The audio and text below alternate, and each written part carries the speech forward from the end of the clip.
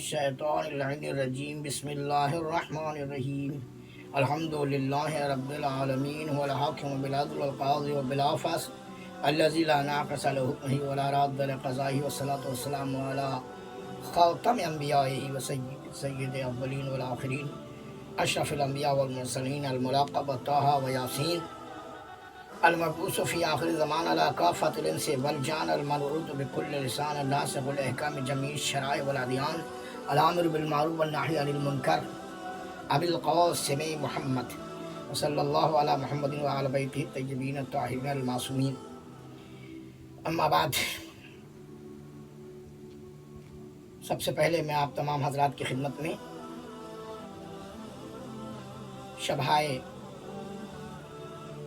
شہادت مظلومانہ حضرت امیر المومنین علی بن ابی طالب علیہ السلام کی تسلیت و تعزیت ادا کرتا ہوں.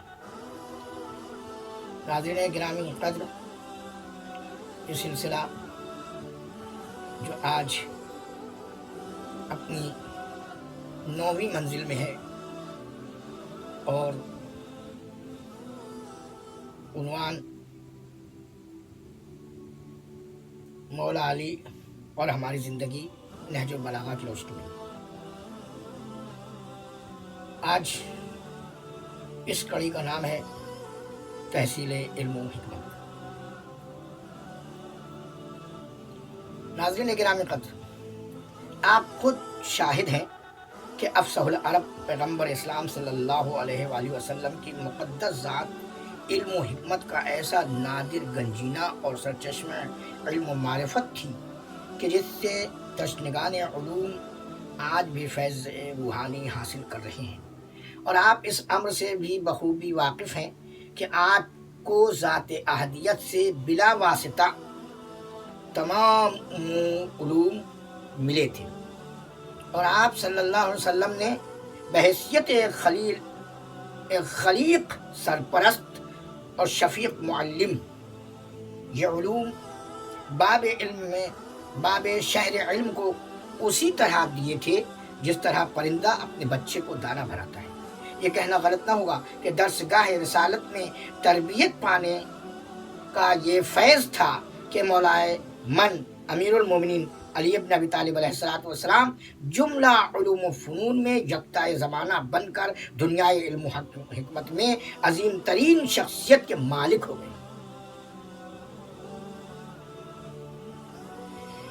آپ نے اسلامی تعلیمات کے جن بیش بہا ارشادات اور حکیمانہ اقوال زرعی کو علمی و ادبی دستاویز کی صورت میں ہمارے سامنے پیش کیا، اسی سے عربی ادب میں وسعت و ہماگیری پیدا ہو گئی. حقیقت تو یہ ہے کہ آپ کے کلام بالخصوص علم و حکمت سے متعلق جواہر افکار سے آج بھی زمانہ فیضیاب ہو رہا ہے اور مستقبل میں بھی ہوتا رہے گا. مولائے من حضرت علی بن ابی طالب علیہ السلام نے ہدایت، تبلیغ اور علم و حکمت کی نشر و اشاعت کو اپنی زندگی کا نصب العین بنا لیا تھا. آپ نے تحصیل علم پر حکیمانہ انداز میں جس قدر زور دیا، اتنا اور کسی بات پر نہیں دیا، اس لیے کہ یہ جانتے تھے کہ علم کے ذریعے ہی خدا اور رسول کی معرفت حاصل ہو سکتی ہے، نیز خود شناسی بھی علم حاصل کرنے سے حاصل ہوتی ہے. چنانچہ ارشاد فرماتے ہیں، علم حاصل کرو کیونکہ تحصیل علم نیکی ہے اور اس کی مدارات تسبیح ہے. علمی معاملات میں بحث کرنا جہاد ہے. مرد جاہل کو علم سکھانا صدقہ ہے. علم متعلم کے لیے خدا سے قربت کا سبب ہوتا ہے، کیونکہ علم سے حلال و حرام کا فرق معلوم ہوتا ہے. علم ہی طالبان علم کو جنت کی راہ پر لگا دیتا ہے. علم انسان کے لیے وحشت میں مونس اور تنہائی میں رفیق ہے. علم دشمن کے مقابلے میں ہتھیار اور دوستوں میں باعث زینت ہے. خدا تعلیم ہی کے ذریعے قوموں کو مراتب عالیہ مرحمت فرماتا ہے اور تعلیم یافتہ अक़वाम को खूबियों का रहनुमा बनाता है कि दुनिया में उनके अमाल व अफ़ाल गौर से देखे जाते हैं और उनके आसार से फ़ायदे हासिल किए जाते हैं। फरिश्ते उनकी दोस्ती के ख़्वाह रहते हैं और नमाज के वक्त अपने परों से छूते हैं। इल्म दिलों को ज़िंदा रखता है, आँखों को बसारत और बदन के ज़ौफ़ को दूर करके क़ुव्वत देता है। उलमा को खल्लाक़ आलम नेक लोगों के मनाजिल अता फरमाता है। दुनिया और आखिरत में उन्हें नेकों की हमनशीनी का शरफ बख्शता है। इल्म ही के ज़रिए खुदा की इताअत व इबादत की जाती है। इल्म से अल्लाह पहचाना जाता है और तौहीद का इकरार किया जाता है। इल्म ही के सबब से सिले रहम किया जाता है और हलाल व हराम में इम्तियाज होता है। इल्म हादी है और अक्ल उसकी ताबे है। नेक लोगों को बज़रिए इल्हाम पहुँचता है और अशकिया इससे महरूम रहते हैं। इस तरह अमीरुल मोमिनीन अली अलैहिस्सलाम ने पैगम्बर इस्लाम की रविश खास का इत्तिबा करते हुए जहालतों से बचने और इल्म व हिकमत की नेमतों से फैज़याब होने की हिदायत की। खुतबा नंबर 103 में मखसूस तौर पर इरशाद फरमाते हैं, ए अल्लाह के बंदो, अपने जहालतों की तरफ न मुड़ो और न अपनी ख्वाहिशों के ताबे हो जाओ, इसलिए कि ख्वाहिशों की मंजिल में उतरने वाला ऐसा है जैसे कोई सैलाब ज़दा दीवार के किनारे खड़ा हो जाए जबकि वो खुद दीवार गिरने वाली हो। फिर फरमाते हैं कि तुम्हें चाहिए कि इल्म की तरफ बढ़ो कबल इसके कि उसका हरा भरा सब्जा खुश्क हो जाए और कबल इसके कि अहले इल्म से सीखने में अपने ही नफ्स की मसरूफियतें हायल हो जाएं। दूसरों को बुराइयों से दूर रोको और खुद भी रुके रहो, इसलिए कि तुम्हें बुराइयों से रुकने का हुक्म पहले है और दूसरों को रोकने का बाद में हुक्म दिया गया है। फिर मौला अली अलैहिस्सलातु वस्सलाम बेश कीमत और बेकदर कीमत इल्म से भी मुताल्लिक़ इरशाद फरमाते हैं कि वो इल्म बहुत बेकदर कीमत है जो ज़ुबान तक रह जाए, और वो इल्म बुलंद मर्तबा है जो आज़ा और जवारे से नमूदार होता है। फिर फरमाते हैं इल्म अमल से वाबस्ता है, जिसे इल्म होगा वो अमल भी करेगा, और इल्म तो अमल को पुकारता है। अगर उस पर उसने लब्बैक कही तो खैर, वरना वो वहां से खुद ही कूच कर जाता है। आलिम के फराज बयान करते हुए आप इरशाद फरमाते हैं, पूरा आलिम व दाना वो शख्स है जो लोगों को रहमत खुदा से मायूस और उसकी तरफ से हासिल होने वाली आसाइश व राहत से नाउम्मीद न करे और न उन्हें अल्लाह के अजाब से बिल्कुल मुतमईन कर दे। आज का इंसान और इंसानी मुआशरा जो अपने नाअहल और कम अक्ली के बाइस दूसरों के हाथ की कठपुतली होता जा रहा है, या दूसरे अल्फाज में इंसानी कदरों को खोता जा रहा है, वो मुस्तकबिल में आने वाली तबाही और बर्बादी से अपने को बचा सकता है। वाज़ेह हो कि आदमियत और शय है और इंसानियत और शय है। जब आदमियत इंसानी शऊर का सहारा लेकर मशले इल्म व हिकमत को अपना रहनुमा बना लेती है तो कल्ब आदमियत पर पड़ा हुआ जहालत व कसाफत का पर्दा चाक हो जाता है और आदमी इंसान हो जाता है। और यही वो इंसान है कि जिसका दिल आवाज देता है कि खुद शनासी ही खुदा शनासी है। बस के दुश्वार है हर काम का आसान होना, आदमी को भी मैसर नहीं इंसान होना। मीर तकी क्या खूब फरमा गए। इंसान को तो अशरफुल मखलूकात कहा जाता है, ये शरफ उसे इल्म ने बख्शा है। सच पूछो तो आज हम हम ऐसे दौर से गुजर रहे हैं जिसमें इंसान इल्म व हिकमत से कोसों दूर होता चला जा रहा है। आज हम में इतनी सलाहियत भी नहीं कि हम एक जाहिल और आलिम के दरमियान जो फर्क है उसे समझ सके। खुद साख्ता और नाम नेहाद अफराद मिल्लत कि जिन्होंने आलिमों का लिबास ज़ेब तन कर लिया है को हमने महज अपनी नाअहली, कम इल्मी और नासमझी की बिना पर न सिर्फ आलिम बल्कि आलम दौरा समझ लिया। जबकि हकीकत यह है कि बफरमान मौलाए कायनात मज़कूरतु ज़िक्र फ़िक्र को अगर फ़िक्र और शऊर का मरकज़ मानकर अज़्म इस्तक़लाल के साथ खुले दिलो दिमाग से समझने की कोशिश की जाए تو ہم بلا تعمل کہہ سکتے ہیں کہ ایسے نام نہاد خود ساختہ عالم زمانہ جاہل مطلق اور انسانیت کے دشمن ہے۔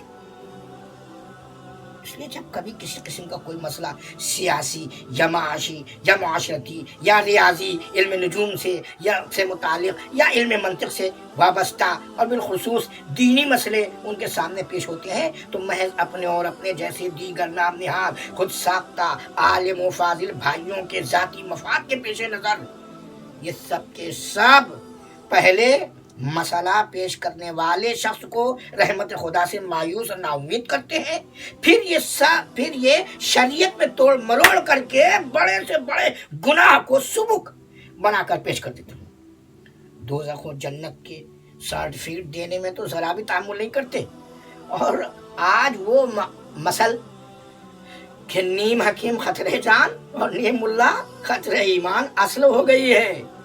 اگر ہمیں انسانی معاشرے بالخصوص اسلامی معاشرے سے بد امنی اور بدحالی کو ختم کرنا ہے، دوسرے الفاظ میں دنیا و عقبہ دونوں ہی بنانے اور سنوارنے ہیں، تو ہمیں تحصیل علم و حکمت میں جواں مردی اور ثابت قدمی سے راہ عمل میں گامزن ہونا پڑے گا۔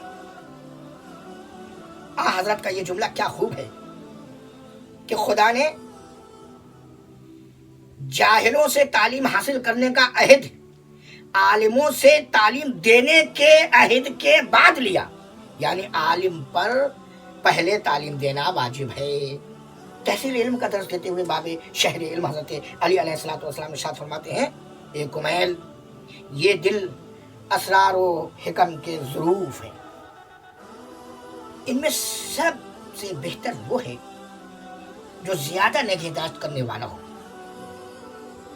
تو جو میں تمہیں بتاؤں اسے یاد رکھنا۔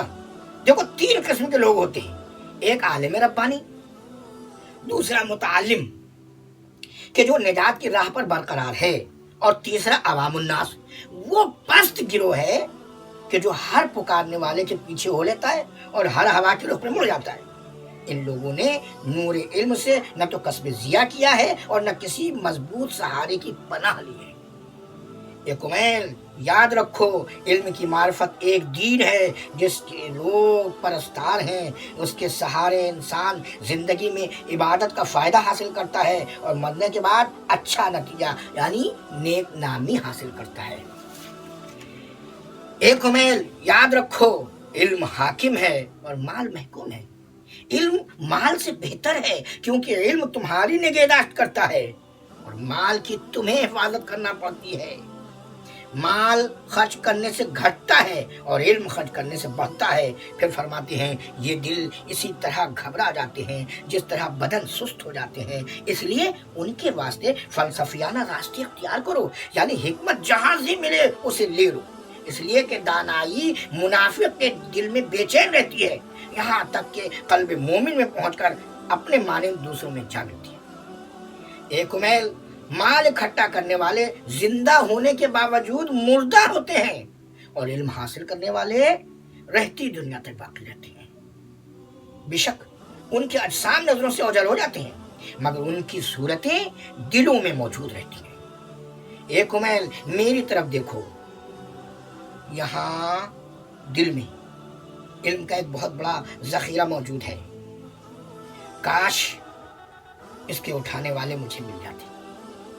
ہاں، کچھ حاصل کرنے کے شوقین ہیں مگر ان کے لیے اطمینان نہیں ہے، کیونکہ یہ لوگ دین کو تحصیل دنیا کا آلہ بنانے والے ہیں اور خدا کی نعمتوں کا شکر ادا کرنے کے بجائے بندوں پر جتانے والے ہیں، اور اس کی حجتوں یعنی عقل و علم سے اولیاء اللہ پر برتری چاہنے والے ہیں، یا پھر ایسے ہیں کہ حق کے پرستار تو ہیں مگر ان کے گوشہائے دماغ میں بصیرت ہی نہیں ہے۔ پہلا شبہ جو ان کے دل میں پیدا ہوتا ہے وہ شک کی چنگاریاں چمکا دیتا ہے، لیکن دونوں میں کوئی اس علم کے قابل نہیں۔ ان کے علاوہ وہ لوگ ہیں جو لذتوں کے الحد شوقین ہیں، خواہشات کی بہت جلد متی ہونے والے ہیں، یا جمع کرنے اور ذخیرہ اندوزی پر فریفتہ ہیں۔ یہ دونوں یعنی عیاش اور زر اندوز دین کے محافظ اور کسی किसी काम के नहीं हैं, और इनसे मिलते जुलते तो चीरने वाले जानवर हैं। इसी वजह से यानी आलिम को सही वारिस न मिलना तो इल्म के खजीने और आलिमों के मरने से इल्म खत्म हो जाता है। वाज़ेह हो कि जनाब कुमैल इब्न ज़ियाद नख़ई रहमतुल्लाह अलैह मौला अली इब्न अबी तालिब अलैहिस्सलाम के ख़ास असहाब में से थे, और आपके इल्म व फ़ज़्ल में बुलंद मर्तबा और ज़ुहद व वरा में इम्तियाज़ ख़ास के हामिल थे। हज़रत की तरफ से कुछ अरसे तक हयात के हामिल रहे। सन 83 हिजरी में 90 बरस की उम्र में आपने वफ़ात पाई और बैरून कूफा दफन हुए। जनाब कुमैल फरमाते हैं कि एक मरतबा मौला अली ने मेरा हाथ पकड़ा और एक मैदान में ले गए, और जब एक सहरा में पहुंचे तो एक आह सर्द भरी और मस्कुरा बाला हकीमाना गुफ्तगू की। बहरहाल इस गुफ्तगू में आपने इल्म की मारिफत को दीन बताते हुए इक्तिसाब इल्म को बेहतरीन अमल करार दिया, और नीज़ इस अम्र की वजाहत की है कि जो लोग ऐश और माल दुनिया यानी ज़र व जवाहिर के हरीस हैं, तो उमूमन दुनिया में ऐसे लोगों की बहुतात है। ये बज़ाहिर शक्ल व सूरत में तो इंसान हैं, मगर जानवरों से बदतर जिंदगी गुजार रहे हैं। ऐसे ही इंसान जिनके पास माल दुनिया ज़र व जवाहिर के अंबार हैं और कुल आराइश व आसाइश के सामान भी हैं, वो जीते जी मुर्दा हैं। मज़ीद बरा वो लोग कि जिन्होंने इल्म का सरमाया इकट्ठा किया था, नीज़ इस इल्मी सरमाए से दीगर तशनगान इल्म व मारिफत की प्यास भी बुझाई थी, मर जाने के बावजूद भी जिंदा हैं और जिंदा रहेंगे। मुख्तसर ये कि नहजुल बलागा में मौला अली ने इल्म व हिकमत के ये तमाम दर्स न सिर्फ मुसलमानों को बल्कि तमाम इंसानों को दिए हैं। आज शब शहादत मौलाए कायनात, और मैं कहता हूँ कि मौला अली अलैहिस्सलातु वस्सलाम की बुलंद तरीन शख्सियत को समझने के लिए ये देखना पड़ेगा कि किस आगोश तरबियत में परवान चढ़े और पैकर मकारिम अखलाक बाब शहर इल्म जैसी मुनफरिद ज़ात दुनिया के सामने बनकर रूनुमा हुई। बेशक पैगम्बर इस्लाम के मोहब्बत, सोहबत, तरबियत, शफकत, काविश और मेहनत और निगहदाश्त का नतीजा है था कि आपको कमाल उलूम फ़नून का मजहर और अखलाक मोहम्मदी का आईनादार कहा जाता है। यही वजह थी कि ख़त्म मर्तबत आपसे निहायत मोहब्बत फरमाया करते थे, और जब कभी आप सफ़र में होते तो उम्मे सलमा बयान करती हैं कि जब तक वापस ना आते थे पैगंबर दरे खाना पे खड़े होकर के ये दुआ जमजमा फरमाते थे, अल्लाहुम्मा ला तुमितनी, खुदाया मैं मर न जाऊँ। उम्मे सलमा ने अर्ज़ किया कि मैंने पूछा, या रसूलुल्लाह आप ऐसा क्यों फरमाते हैं? तो आपने मजीद फरमाया, अल्लाहुम्मा ला तुमितनी हत्ता तुरैतनी अलिया, बारे खुदाया मैं कहीं मर न जाऊं, मुझे जिंदा रख यहाँ तक कि मैं तेरे अली को देखूं। उम्मे सलमा कहती हैं कि मुझे याद आया कि अली अलैहिस्सलाम सफ़र में हैं, लिहाजा पैगंबर ये दुआ फरमा रहे हैं, और अब कहिए तो अर्ज़ करूं, या रसूलुल्लाह थोड़ी देर की गैबत और मुसाफिरत आपको अली अलैहिस्सलाम की जुदाई में बर्दाश्त नहीं थी। ए मौला क्या होता उस वक्त जब आप भी मौजूद होते और इब्ने मुलजिम ने आपके फ़र्क़ मुबारक पर ज़रबत लगाई। हाँ अज़ीज़ान गिरामी, आज 19वीं माह रमज़ान मुबारक की शब है। मौला अली इब्ने अपनी बेटी उम्मे कुलसूम के यहाँ मेहमान हैं। वक्त सहर जनाब अमीर मोमिनीन अलैहिस्सलाम ने मस्जिद की तरफ जाने की तैयारी की। उम्मे सलमा बयान करती हैं कि शब भर मुझे बाबा की बेचैनी देखी न जाती थी। कभी मुसल्ले पे मसरूफ़ इबादत होते थे और कभी बाहर सहन में आकर आसमान की तरफ निगाह फरमाते थे। बाद सहरी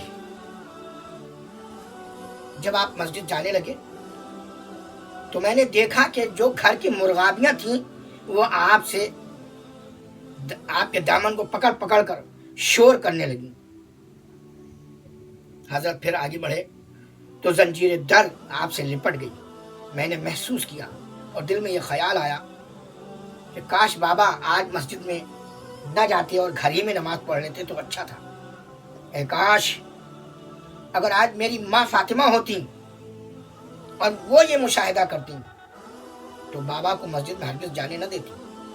کیونکہ ایک موقع پر جب لوگ درانہ خانہ فاطمہ زہرا میں در آئے اور علی علیہ السلام کے گلے میں رسی کا پھندا ڈالا اور کشا کشا لے کر گھر سے باہر مسجد کی طرف چلے تو میری ماں فاطمہ نے مانے ہوئی اور فرمایا علی کو رہا کر دو نہیں تو میں اپنے سر کے بال کھول دوں گی. یہاں تک کہ قنفذ نے آپ کے دست مبارک پر ایک ایسا درہ مارا کہ جناب فاطمہ زندگی بھر اس ہاتھ سے تسبیح نہ پڑھ سکی. خدا لعنت کرے ایسے لوگوں پر. عزیزان گرامی، مولا کائنات گھر میں واپس آ گئی تھی. یہی خیال کرتے کرتے جناب ام کلثوم اپنی جگہ رونے لگی.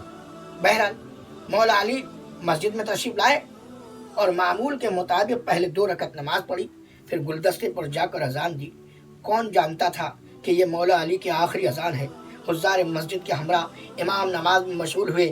ابھی پہلی رکعت کے پہلے سجدے سے سر اٹھایا ہی تھا کہ عبد الرحمن ابن ملجم نے حضرت کے سر اقدس پر تلوار سے ایسا وار کیا کہ آپ کا سر اقدس پارا پارا ہو گیا اور پیشانی تک آپ کی زخمی ہو گئی. یہاں تک کہ جبریل نے آواز بلند کی، لتحدمت واللہ ارکان الہدا قد قتل امیر المومنین. یہ آواز خانہ امام علی علیہ السلام تک پہنچی. امام حسن فوراً تشریف لائے. بابا کے فرق مبارک پر ظالم کی تیغ چل چکی تھی، بس ریش مبارک خون میں تر ہو گئی تھی. امام علی علیہ السلام کی نظر جو ہی امام حسن پر پڑی تو آپ نے فرمایا بیٹا پہلے نماز کو پورا کر دو، پہلے نماز کو پڑھا دو. امام حسن علیہ السلام نے آگے بڑھ کر نماز پڑھائی اور اپنے بابا کو آدھی دور سے ہی امام نے سب آنے والوں کو رخصت کر دیا تاکہ میری بہنوں کے نالے امام نہ سن سکے.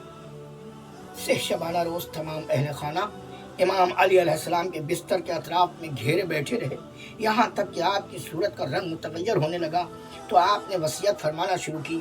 اچانک حضرت ابوالفضل عباس علیہ السلام پاس سرہانے 2 زانو ہو کر بیٹھ گئے. ایک مرتبہ جو ہی حضرت کی نظر آپ پر پڑی بے ساختہ رونے لگے کیونکہ آپ کی تمنا اور آرزو تھے عباس. شاید مولا کی نظر میں یہ منظر پھر گیا ہوگا کہ ابوالفضل عباس گھوڑے پر سوار ہیں اور آپ کی آنکھوں میں تیر پیوست ہے.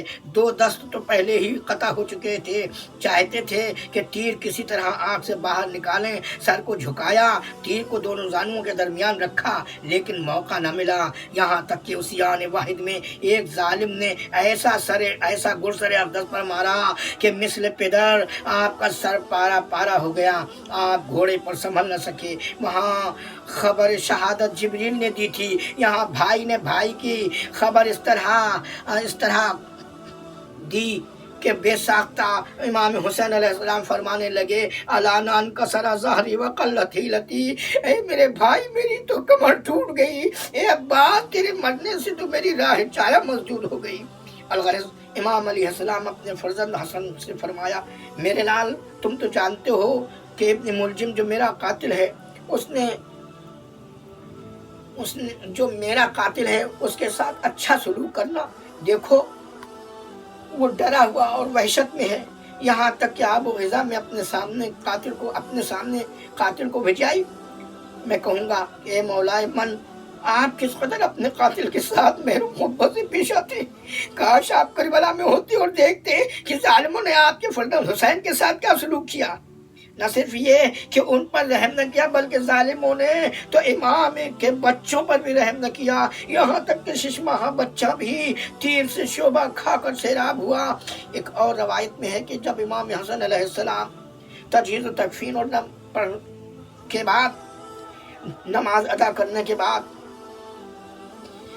دونوں شہزادے یعنی سوار دوش رسول اللہ حسن حسین علیہ السلام اپنے بابا کو دفن کرنے کے بعد نہ معلوم کس مقام سے واپس پلٹ کر آ رہے تھے کہ شب کی تنہائی میں بحسن و ملال گھر کی طرف واپس آتے ایک ویرانے سے کسی شخص کے رونے کی آواز سنی۔ دونوں بھائی اس شخص کے قریب پہنچے تو وہ شخص نابینا گریہ وزاری میں مصروف تھا اور اپنے محسن کو یاد کر کے روتا جاتا تھا اور فریاد کرتا جاتا تھا۔ سرحانے پہنچ کر امام حسن نے اس کا حال دریافت کیا تو وہ شخص بے ساختہ کہنے لگا، ایک شخص مہربان ہر روز یہاں آتا تھا اور ہمیں اپنے ہاتھوں سے کھانا کھلاتا تھا، لیکن کبھی اس نے اپنا نام نہیں بتایا۔ جب پوچھا تو یہی کہا، المسکین و جالس مسکینہ، الغریب و جالس غریبہ، ایک مسکین مسکین کے ساتھ، ایک غریب کے ساتھ بیٹھا ہے۔ امام حسین علیہ السلام نے فرمایا، ارے وہ میرے بابا علی تھے، اے شخص اب انتظار نہ کرنا، ہم اپنے بابا کو دفن کر کے پلٹ رہے ہیں۔ روایت میں ہے کہ وہ نابینا ڈھونڈتا ہوا قبر علی تک جا پہنچا اور گریا کرتے کرتے وہیں دم توڑ گیا۔ اس وقت مجھے ایک نابینا اور یاد آ رہا ہے، حضرت جابر ابن عبداللہ انصاری، ارے جب خبر سنی کہ حسین شہید ہو گئے تو گرتے پڑتے ڈھونڈ کر قبر امام حسین پر پہنچے، دونوں ہاتھ قبر امام پر رکھ کے کہا، السلام علیکہ یا ابا عبداللہ، اور بے ہوش ہو گئے۔